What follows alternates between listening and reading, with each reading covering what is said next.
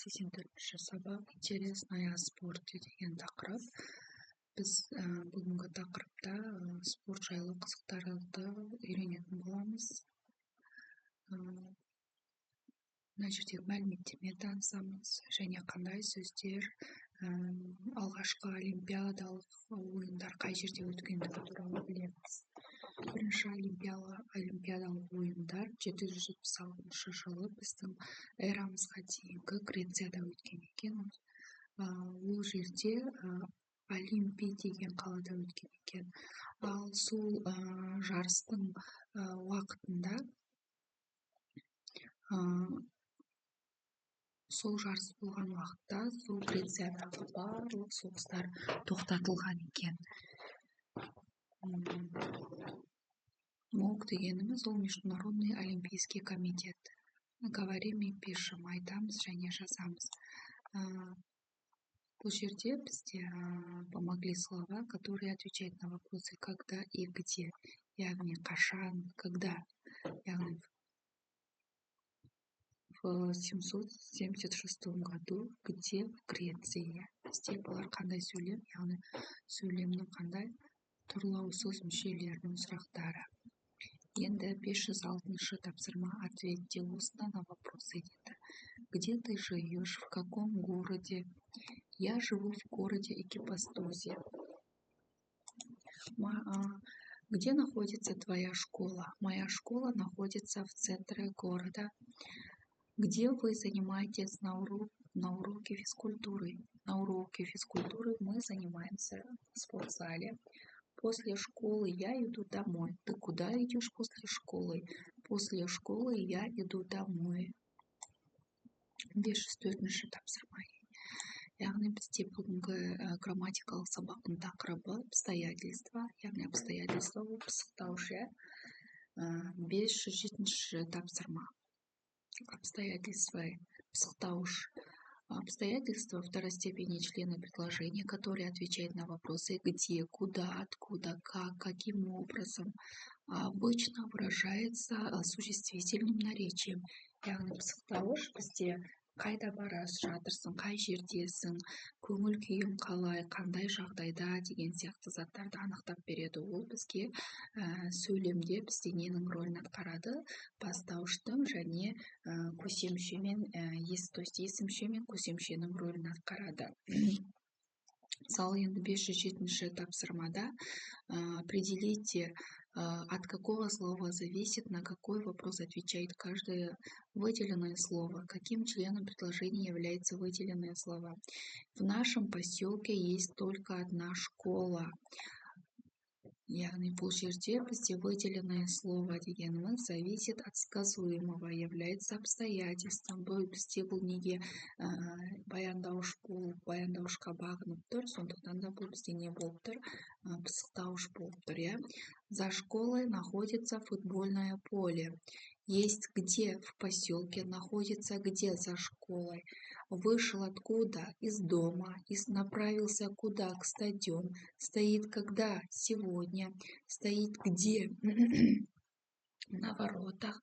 Отсутствовал когда? На стадиону. Стоит когда? Сегодня. Стоит где? На воротах. Отсутствовал когда? Во время игры. Играли где? На стадионе. Пошли куда? Домой. Осы сөздің барлығына сөйлемнің ішіндегі обстоятельства болып тұр. Яғни сөзді пысықтап айтып тұр. Енді 508-ші тапсырма. Найдите слова, которые помогают узнать, где совершается действие. Подчеркните их как члены предложения. Яғни іс-әрекет қай жерде бізде қай жерде жасалғандығын айтуымыз керек. Ребята встретились возле баскетбольной площадки. Кто ребята? Что делали? Встретились где? Возле баскетбольной площадки. Бақыт енді.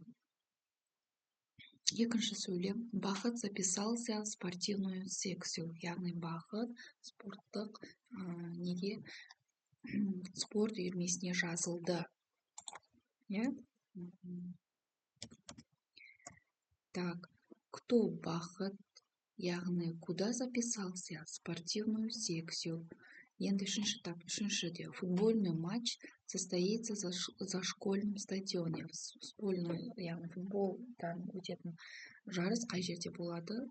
Спортзалда болады деп жатыр. Где? На школьном стадионе. Төртінші тапсырмада мы тренируемся в спортзале. Кто мы? Мы что делаем? Тренируемся. Где? В спортзале. Бұл жерде де пысықтап айтып тұр, иә. Обстоятельствоның где деген сұрақ қойылып тұр. Ал бесінші тапсырмада шайба влетела в ворота. Яғни, что шайба? Шайба что делала? Летела. Куда? В ворота. Алтыншы тапсырма. Мяч попал в корзину. Что мяч? Что делал? Попал. Куда? В корзине. 509 тапсырма. Послушайте текст, мәтінді тыңдар, о чем вы узнали, на какие вопросы отвечать, с какими словами в предложении связанное выделенное слово. Так, енді сендер 509 тапсырмада, мысалы, осы жердегі біздегі мына сөздер қандай сұрақтарға жауап береді, иә? Обстоятельства қай жерде? Жаңа айттық қой, бізде бұл наречие болып келеді деп, иә? Яғни наречие болып келген кезде оның осылай сызылатын өзінің схемасы бар, үлгісі. Мысалы үшін бізде Лондон деп тұр, иә? Лондона находится где? Около Лондона. Обстоятельства. Прибыло откуда? Из Индии. Обстоятельства. Далее где? На берегах. Обстоятельства. Знали где? В Китае. Говорится,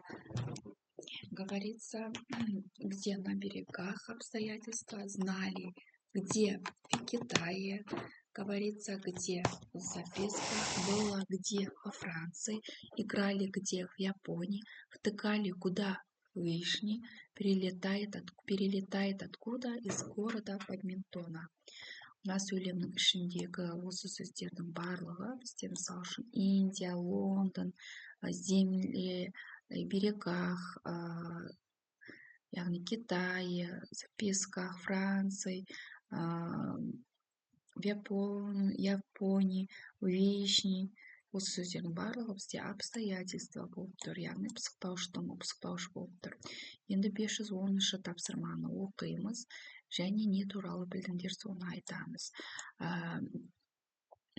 Яғни өте дамыған олимпиадалық ойындар 1896 жылда дамып бастады, иә. Олардың ашылуында әр командалар, яғни алфавит әрпі бойынша, әр алфавиттің бірінші әрпі бойынша командалар сол алфавит ретімен тұрады деп жатыр. Барлық мемлекеттер. Но впереди всегда шествует команда из Греции. Бірақ олардың алдында бірінші тұратын ол бізде қай ел екен? Греция. 1920 жылы барлық олимпиадаларда Греция елінің жалауымен олардың гимні қойылатын дейді. 1913 жылы бүкіл әлемдік олимпиадалық комитет игр, эмблему и флаг 5, яғни бұл жерде бізде олимпиадалық ойындарда әр түрлі түстерді қосатын болды. Олар бізде 5 континенттің ойындарынан 5 континенттен адамдар қатысады деген белгі берді.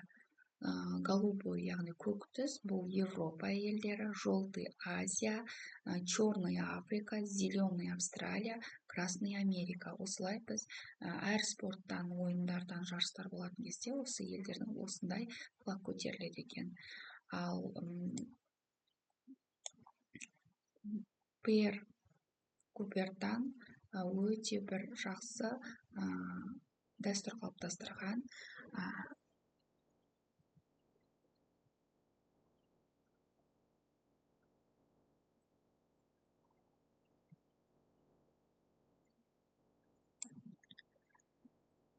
Пишет он, что тапсырма бізде бұл из истории олимпийских игр деген.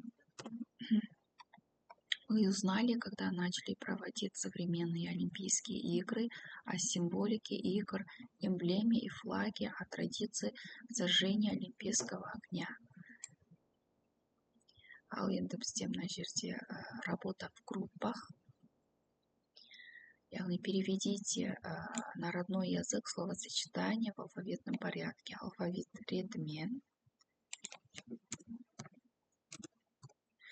Екіншісінде переведите на родной язык выражение ввел хорошую традицию, жақсы дәстүрді енгізді. Яғни бірінші тапсырманың екіншісінде страна, государство, держава, ал екінші тапсырманың екіншісі подберите синоним к существительному традицию, обычай. Ал бірінші тапсырманың үшіншісі открытие, закрытие, современные, устаревшие.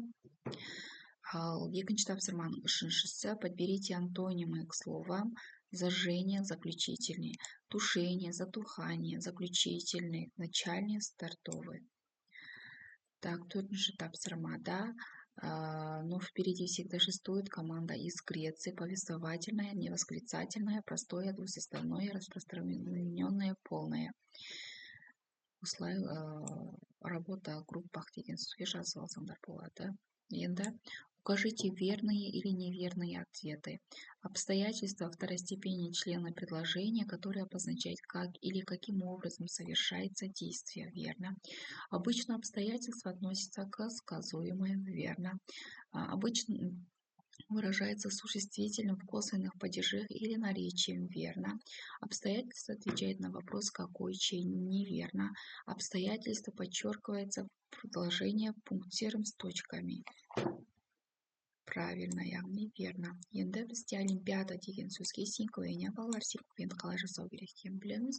Что олимпиада? Олимпиада какая? Зимняя, летняя. Так, что делает? Начинается, проходит, выявляет. Бір сөйлем жазу керек. Олимпиада выявляет сильнейших, ал соған синоним олимпиадаға соревнования. Осымен сабағым аяқталды. Каналыма тіркеліп лайк баса кетіңіздер. Сау болыңыздар.